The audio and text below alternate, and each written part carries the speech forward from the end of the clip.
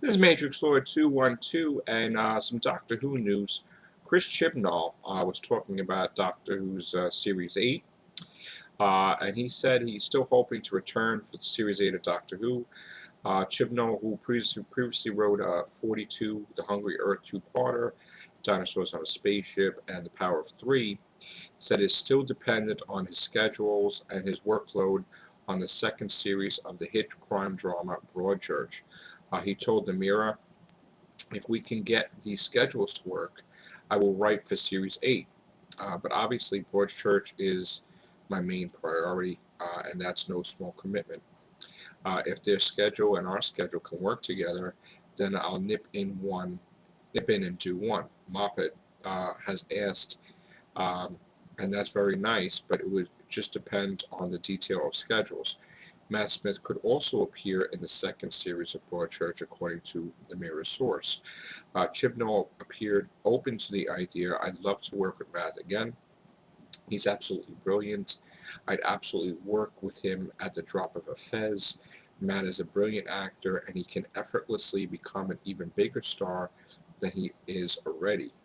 The thing is, he's transformative and brilliant. I think it's great he's going off this movie role and has a little break. Chibnall has denied Smith will appear in Broadchurch. There's an update on this. He said on his Twitter page that the Mirror headline about me wanting to cast Matt Smith in Broadchurch not true. Quotes don't bear it out. Recycled old interview. I love Matt and his work. That's all I said. Never mentioned using him at Broadchurch, and he's off doing movies anyway. Slow news day. So here you have it. This is Doctor Who TV UK. And this whole article that I just read, Chibnall, at the end, they put an update disclaimer, which this is the first time I'm reading it as I'm doing this video. And even Chibnall has made it clear that all these articles that they're doing is nonsense. And it's a slow news day. So maybe this is a perfect example to everyone that and here's the thing that really, I kind of feel pissed off because I just read this whole thing as I'm reading it to you for the first time. And it really pisses me off that um, it is apparent. It is apparent that, and you know what, you can't blame these sites, okay? These sites were created to talk about Doctor Who.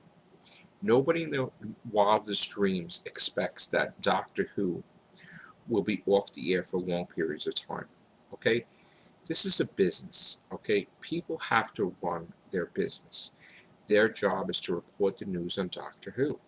Now, if they have to admit that there's no news for Doctor Who, that means they have to fire people. They have to let people go.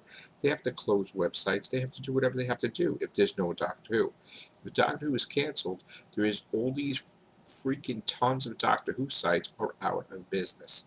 And it's not just about Doctor Who, okay? All these people are not part of the show, but they're part of promoting the show and doing news for the show. Just like you have a special effects place that does effects for the show.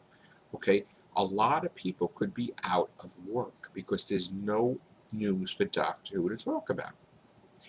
And you know what? I kind of have a different perspective now towards all these news agencies and channels because it really isn't fair. It isn't fair to Doctor Who TV UK. It isn't fair to Digital Spy. It isn't fair to Doctor Who. All these sites that talk about Doctor Who and are fans also of the show, and they show in their support and they love the show, they are pushed in a position where they have to put something on their page every day. They're forced to.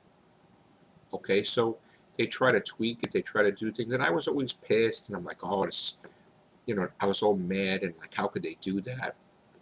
But you know what? It's so hard out there. Okay, the economy's bad. Everybody's struggling. I struggle to work and try to make money, pay bills, and never having enough to pay bills. I mean, it's a constant struggle. And these people are just normal human beings like everyone else trying to make a living. And they have kids, they have a life, some people get married, some people whatever, and their job is reporting Doctor Who news. And I can't blame them anymore.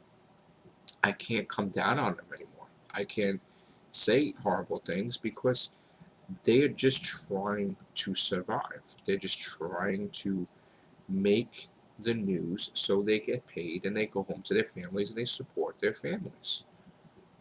So I had to go off to Doctor Who TV UK, Doctor Who, Digital Spy, all these Doctor Who sites, Cerberus, because they have to deal with the stress every day of no news. Imagine trying to report about Doctor Who when it's off the air for like 8 months, 10 months. It's going to be crazy after Christmas, okay?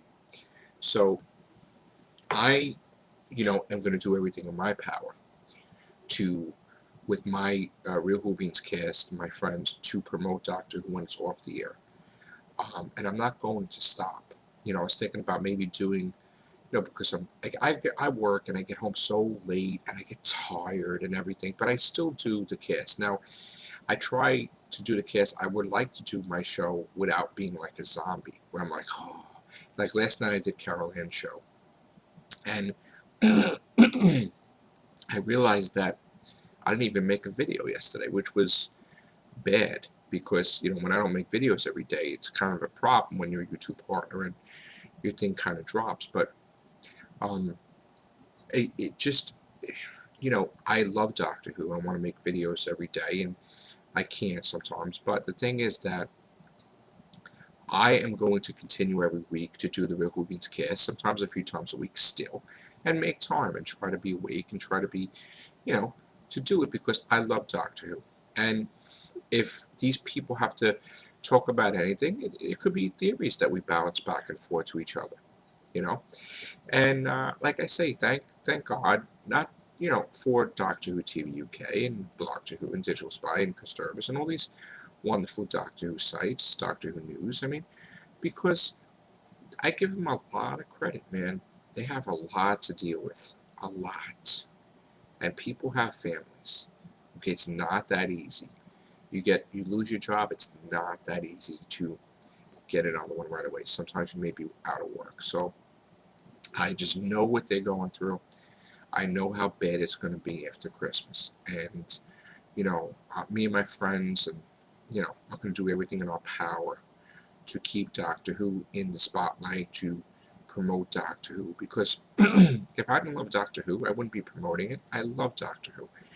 And sometimes, we come hard on these sites, but sometimes you got to look at it a different perspective. And, after reading that article live, I have a different perspective, and everybody's just trying to survive in this day and age. They're trying to make a living, and it's not that they're liars or whatever. They have no choice. What are you going to talk about? You have a Doctor Who site. You can't talk about Star Trek. You know what I'm saying? So I mean, that's it, man. I'm really grateful that a lot of times we get wonderful articles from these agencies, and like I said, all right, you have to sift through the articles to see what's true, what's not true on a slow news day. And that's basically, from now on, I mean, this was the first time ever. I saw like the headline before, but I never even read it. And I said I was going to, when I come home, I was going to read it and just do. The first time I read it was on the air. So from now on, I'm going to look at the articles before I do a video about it.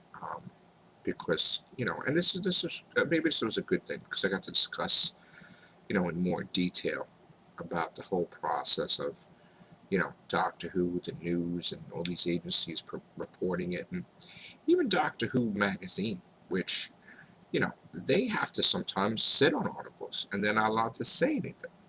That's more harder than these other sites because these people get the inside scoop, but they're not allowed to say it. So all these people have to, leak it and then they can say it. So, all right. So, gonna do the Real Whovians Cast 74 tonight, and have a great night. Take care. Bye for now.